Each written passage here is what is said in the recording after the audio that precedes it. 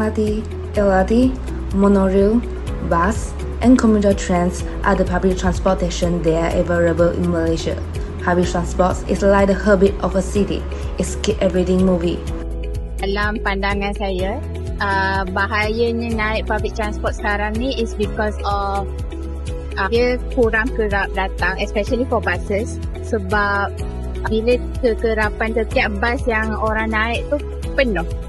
So, risk untuk if any accident happens, lagi ramai orang yang akan cedera. So, in my opinion, as a student yang naik bas setiap hari, the act itself untuk meningkatkan kekerapan bas itu sangat penting lah.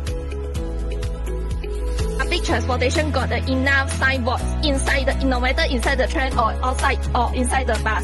So especially for the train, like they got ask people not to land at the door.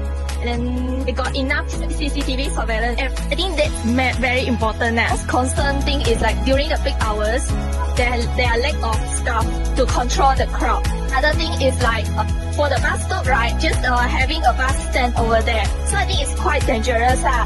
In today's busy world, more and more people rely on public transit for their daily commutes, making passenger feedback crucial. Its headline is not just a story, it reflects the experience, concern and suggestions of public transit users in Malaysia. Orang yang sebagai belai ni, kita ada laluan buta yang digunakan untuk orang buta. So, itu membantu kita untuk ke mana arah yang kita nak pergi. Di lift tu ada dot braille. So dot braille tu kita boleh gunalah untuk bergerak ke mana-mana floor. Masa di dalam train, diorang akan announcement, okay, sampai di mana. Itulah yang membantu. Ada yang boleh diimprove. Saya rasa tangga tu boleh sediakan penghadang untuk mengelakkan kita ni terjatuh. 乘坐地铁的话，直接刷卡进去，没有安检。在中国的话，它是一般有那个小型的安检，然后这样的话，就是可能会排除一些危险的因素，至少说。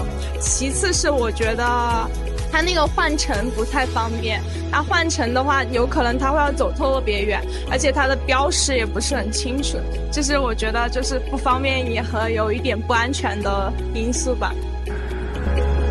This is Susan from the Morning Post.